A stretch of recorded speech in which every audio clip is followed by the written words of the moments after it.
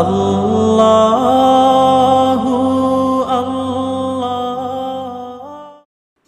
আল্লাহ তোমার অশ্রুসিক্ত চোখগুলোকে এমনভাবে ঠান্ডা করে দিবেন যেমন তিনি হযরত ইয়াকুবের চোখগুলোকে ঠান্ডা করে দিয়েছিলেন। আল্লাহ খুব জলদি তোমার কাছে হারানো জিনিস ফিরিয়ে আনবেন, যেমন অন্ধকার কূপ থেকে হযরত ইউসুফ আলাইহিসসালামকে বের করে হযরত ইয়াকুব আলাইহিসসালাম পর্যন্ত নিয়ে এসেছিলেন। তুমি শুধুমাত্র কবুলিয়তের বিশ্বাস রাখো। কি হতে পারে কি নয় এটা ভাবা তোমার কাজ নয়, তোমার কাজ শুধুমাত্র দোয়া করা।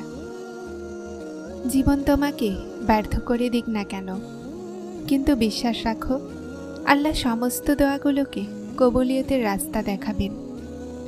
দেখে নিও আল্লাহ জলদি এমন ওসিলা বানাবেন যে তুমি অবাক হয়ে যাবে। তুমি শুধুমাত্র সেটা করো যা তোমার কাজ, অর্থাৎ দোয়া করা। আর আল্লাহ তো সেটা করছেনই যা তার কাজ, অর্থাৎ দেয়া। আল্লাহর কাছে সব কিছু আছে, তিনি মুহূর্তে বদলে দিবেন তকদির তোমার। দেখে নিও আল্লাহ জলদিই বলে দিবেন, আর এক মুহূর্তে জুড়ে যাবে তোমার ভাঙা টুকরো টুকরো হওয়া সত্তা। দেখে নিও আল্লাহ জলদি সাহায্য পাঠাবেন, আর পলক ফেলতেই হয়ে যাবে কবুলিয়তের মজেজা।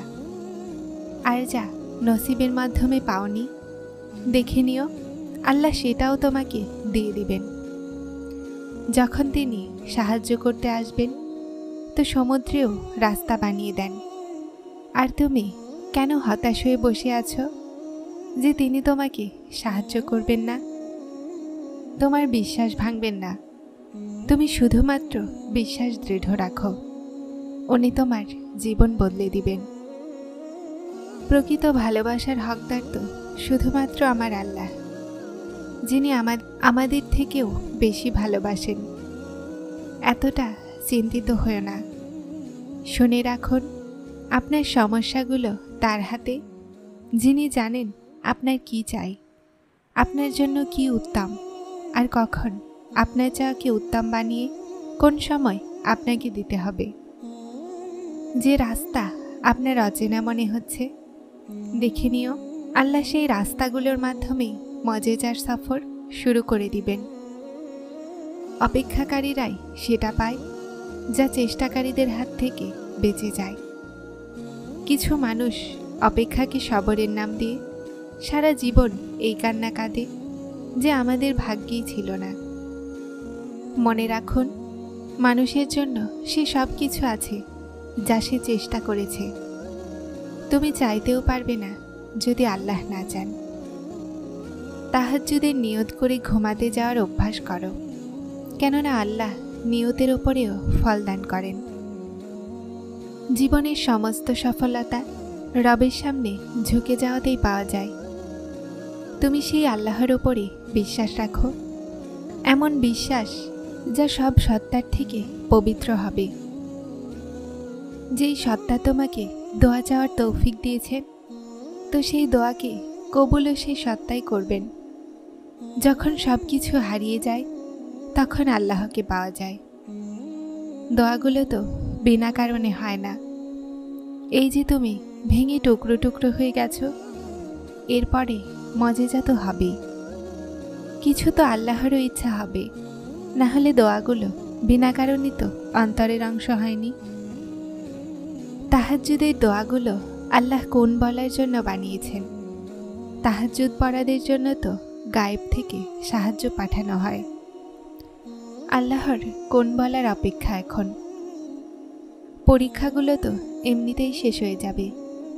তোমার নীরব সিজদা আর না বলা কথা আল্লাহর ওখানে অনেক উচ্চ মাকাম রাখে। সময় বদলাবে, পরিস্থিতি বদলাবে, দোয়াগুলো কবুল হবে। আপনি তাহাজ্জুদ পর্যন্ত আসতে তখন লাগেন যখন কোনো কল্যাণ হতে লাগে। এর চেয়ে বড় নিশানি আর কি হতে পারে? মনের বারবার একই দোয়ার জন্য আল্লাহর সামনে কাঁদা কাকতালীয় হয় না।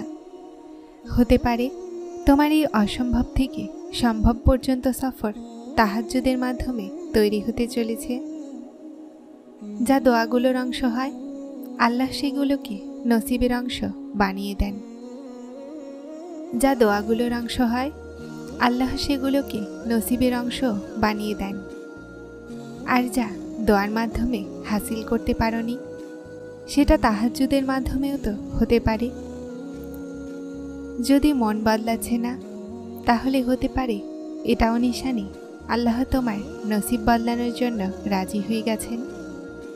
তাহাজ্জুদ তো সেই নসিবের সাথেও লড়াই করে নেয়, যার সামনে তোমার দোয়াগুলো নিরুপায় হয়ে যায়। তাহাজ্জুদের সিজদায় কোন ফায়াকুন পর্যন্ত নিয়ে যায়। শেষমেশ আল্লাহ সেটাকেই ফল বানিয়ে তোমাকে দান করে দেন, যা তুমি আল্লাহর জন্য হারিয়ে ফেলো। তাহাজ্জুদের ক্ষমতা তো এমন যে জীবন দিনে বদলে যায়, আর কখনো তো মুহূর্তে। আর তারপর প্রতিটা কষ্টের শেষ সমাধান সেজদাতে থাকে। কবুলিয়তের আর একটি নিশানি হলো, যেই দোয়াগুলোকে আল্লাহ অন্তরের নিকটবর্তী করেন, সেগুলোকে নসিবের অংশ হতে কেউই আটকাতে পারবে না আল্লাহ ছাড়া। দোয়াগুলোর ব্যাপারে অন্তরের বলায় আল্লাহর কথা হয়। শুধুমাত্র নিজের চাওয়াকে পেয়ে যাওয়ায় মজেজা নয়, বরং আল্লাহর ইচ্ছায় রাজি হয়ে যাওয়াও মজেজা। পরীক্ষাগুলো কতটাই দীর্ঘ হোক না কেন, সবরের ফল সবসময় খুব সুন্দর হয়। এই দেরি তোমার সবরের পরীক্ষাও তো হতে পারে। এই পরীক্ষা তোমাকে আল্লাহর নিকটবর্তীও তো করতে পারে। এই পরীক্ষার পরে আল্লাহর মজেজাও তো হতে পারে। তোমার বারবার ডাকতে থাকা আওয়াজ আল্লাহর পছন্দও তো হতে পারে। এই সিজদা দুঃখের শেষ সিজদাও তো হতে পারে। তুমি যা চাচ্ছ, আল্লাহ তোমার নসিব সেটার থেকে উত্তমত লিখতে পারেন। তুমি যা নিজের জন্য উত্তম ভাবো, আল্লাহর কাছে তোমার জন্য সেটার থেকেও উত্তমত থাকতে পারে। হতাশা হলো কুফর। তাহলে কেন হতাশ হও তুমি? তুমি কি জানো না? আর শীঘ্রই তোমার রব তোমাকে এতটা দিবেন যে তুমি খুশি হয়ে যাবে। সবচেয়ে বড় সম্পদ হলো বিশ্বাস।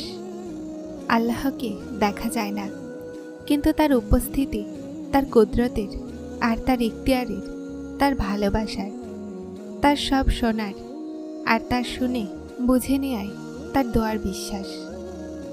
আল্লাহ বিশ্বাসীদেরকে অনেক ভালোবাসেন। আল্লাহ আমাদের জন্য যথেষ্ট।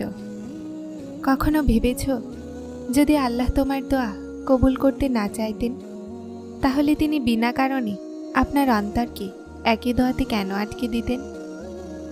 যদি কবুল না হওয়ার হতো, আল্লাহ তোমার অন্তরও তো বদলে দিতে পারতেন। যারা চ্যানেলটিতে নতুন এসেছেন, তারা সাবস্ক্রাইব করে হেদায়েতের সাথে থাকুন। আসসালামু আলাইকুম।